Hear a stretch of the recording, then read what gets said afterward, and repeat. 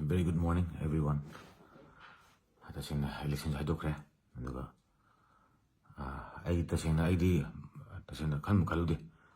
Ai pangi boto dubi yong na pangni na abda.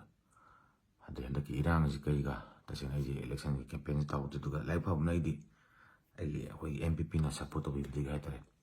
At least crowd pangi. Adu ju ai tajaru dro na pangni abaju. Mayam nu si bida haitare. Bot crowd pangi aduga. Hoi nuai handaki election sida ayamba issue duju lebak si wabani na mayam si issue best ro mayam tawdana hone lena candidate lo hone XYZ lena hone aduga mayam na kwai thajaba hoi congress ke tamu bimol na bot ka ba se congratulation aje ke tamu bimol ko ada pamjabdi ke mate amana su kar amana kar ko samare ai hoi di candidate mo ro na hoi lebak se ba to throk patane party na party wani aduga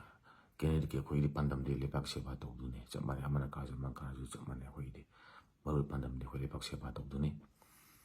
noi tamo bi puna ka bazu maju perfecti hoi okay ai maju laila su hai ba duga apa tare mayam hazaba maje well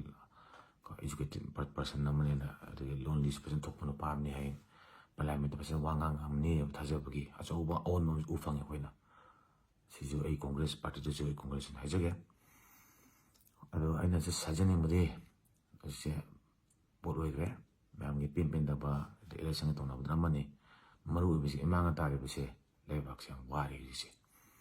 ado candidate phangi vote ju praja ga chau expectation thammi se vote khoi praja mayam to khoi hai ba hai vote kar kanda aina kargadi hai issue solution ngani election ngamani ha thajaba ni prajana ju haiba candidate khalagadi isu sudu lagi thajaba ni khali su thaji aduna ai pamjabadi asi candidate na heng wasa matungda parliament ai manpu isu je thang pir ga tare amdan isu solution biyo ware myamse yam ware parliament thoga pamjabadi wanga mudon ti praja pamise isu solution bi butani pamise praja pamase do adu thajaba de jumya adu thajaba ni boch pi to kai do good numbers pangi do ngasi aduna pamjabadi hoi manpu MP wen chakada ba yamba na ai parliament chelaga manpu gi isu ji matang sida phasan jungang bi ba ngam don te maru we bisdi isu solution bi ba hoi masaki bu do ai ka ga di si matang je ai ka ga si isu solution ngam ni hebu masaki bu do adu solution bi bo obiu ngamnu ju hana biu kena praja ju ware man pujam tang han dong na mta santi prok na ba dong hana mina si chamani hoi di hoi candidate hoi di amana ko chamani man pu santi prok pa man pu on prok pa man pu chakho prok pa da ka we juga once again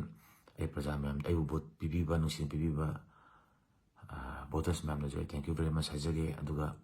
ai MPP man pu People's Party ai bu support to bi ba mon support to bi bu ngasi ina katang pangjari do bot hen pangjari bu do ada ai adu bu pangmo do ba nanakte